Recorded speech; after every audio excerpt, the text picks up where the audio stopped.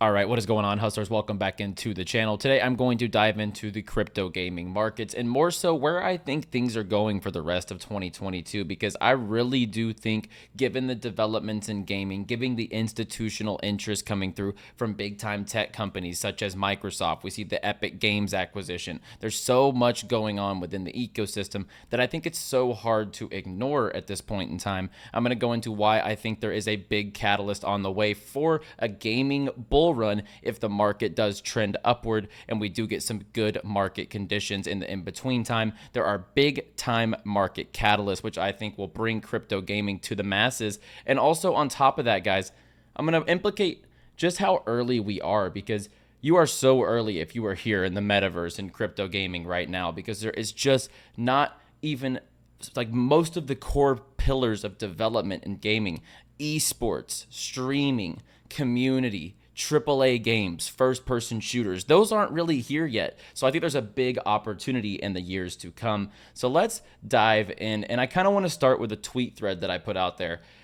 There's so many quality gaming alts on discount right now, and as low as before the gaming bull run kicked off for some projects. I myself am more confident than ever that crypto gaming, the NFT world, and the metaverse will be here to stay for the long term.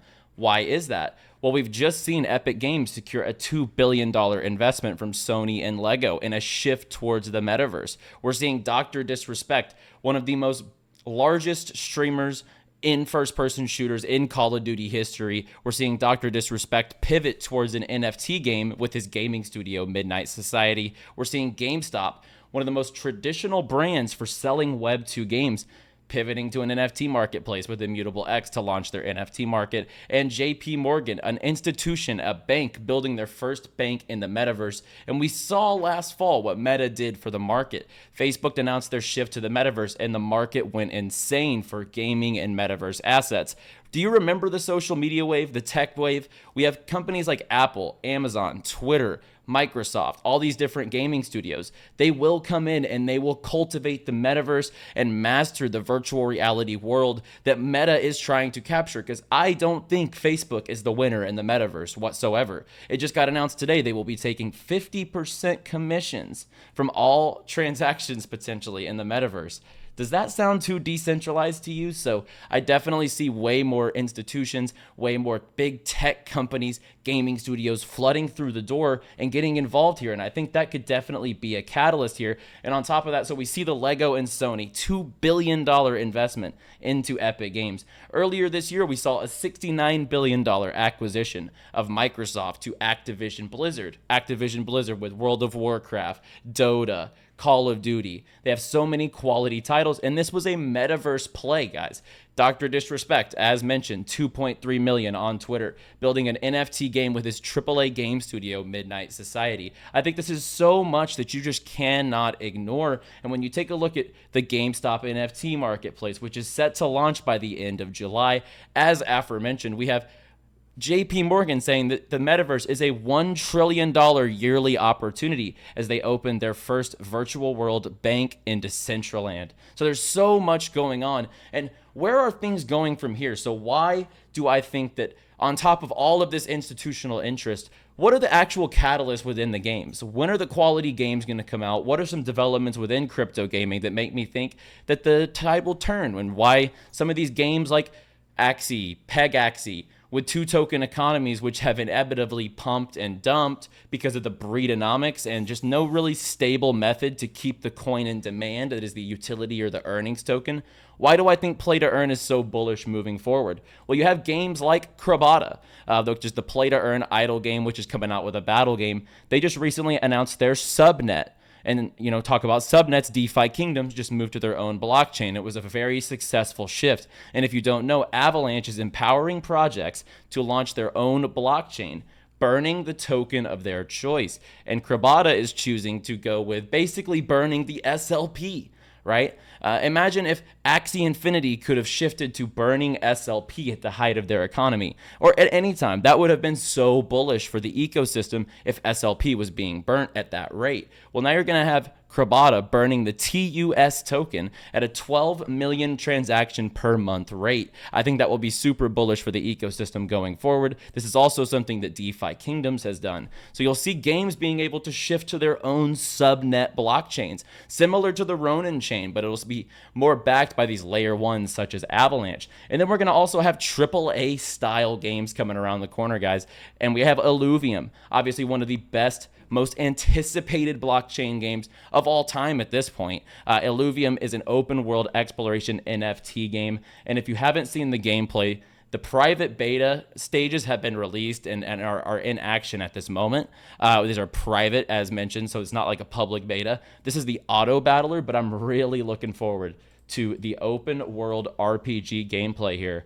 As we see, this just looks so crisp. We don't have games quite like this. Ascenders was really quality. The play test for Ascenders I really enjoyed, which was an open world Avalanche game. But we'll finally get the Alluvials. We'll finally get the open world game that Kieran and the guys over at Illuvium have been building. I'm very much looking forward to this. And then you switch over to Big Time. And if you haven't seen Big Time's game, what Ari and the team over there is building with guys from Call of Duty, Gears of War, Medal of Honor, World of Warcraft, top to bottom, they are building something special at Big Time. The gameplay looks very quality. To me, it looks like a modern version of World of Warcraft and Diablo mixed together.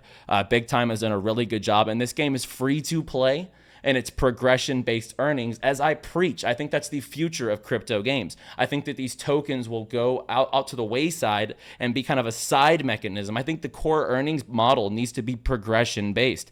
Level up, you earn. You level up to level 20, you earn. Like, if you level up and get the gold sword, and not everyone gets the gold sword, then it's a rare item. That's where I think things will go, and that is what Big Time is doing. We'll have Mobland, the Saints Row GTA style game. If you haven't seen, they recently just previewed their gameplay, and as we see here, it looks very strong in my opinion. As you have the open gameplay, it is turn-based, but as you see, there is nothing quite like this. It's engaging. You're building businesses. You're running vegetation businesses, as Roy Liu from Mobland likes to say. So you're running, illegal businesses, so to speak, within this world, which I love. I mean, it's literally like Grand Theft Auto and Saints Row. It gives you that feel, and it's also like a Mafia Wars from back in the day with Facebook. We're going to have Heroes of Mafia coming, the Clash of Clans of the blockchain. We don't have that yet. We don't have mobile games that have swept the scene. Thetan Arena was quality, but the tokenomics really made the players drive away. We have Phantom Galaxies coming through, Champions, Ascension, Ember Sword. There's just so much to be bullish about. And on top of just games, guys, we have this theme of crypto gaming being built out, ready for distribution, which is an Ultra. We have the top studio in the ecosystem with Gala Games, already with 12 games ready to go in development on their platform. We're seeing brand new platforms backed by guys from Ubisoft, Goldman Sachs, such as Myria, coming through the door with a node ecosystem, with a gaming ecosystem, with a battle royale and a Fall Guys style game. So we're seeing a lot of development in niches that I said are underdeveloped, like streaming with Veracity and Theta, trying to become that Twitch of the gaming ecosystem. So guys, if you are here in crypto gaming in 2022, April 14th, 2022, you are early, safe to say. We haven't had the breadth of the best games even touch the surface yet in crypto games. And I just wanted to get on the video, get on the channel today, and just kind of let you know how early you really are, because the best games at this point are just strictly based off earnings. Games are not based off fun at this point. We don't have a AAA level game that is fully live.